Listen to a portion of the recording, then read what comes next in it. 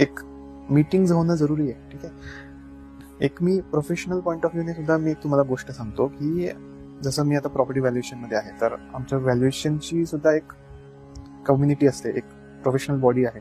तसंच व्हॅल्युअर्स आहे, त्याच पद्धतीने चार्टर्ड अकाउंटंट आहेत, CA, त्यांची पण एक प्रोफेशनल बॉडी आहे. वकील आहेत, त्यांची सुद्धा एक बॉडी आहे. CA आहेत, CS आहेत.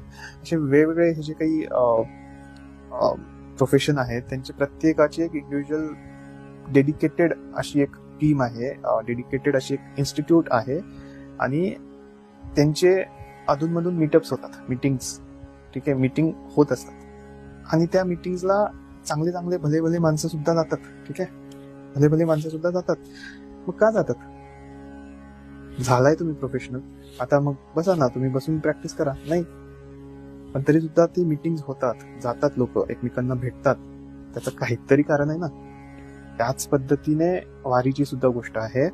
आणि त्याच पद्धतीने तुम्ही फक्त घरी बसून राहू नये, संतांच्या संघामध्ये जाणं, सत्संग करणं म्हणूनसाठी जरुरी आहे. राईट.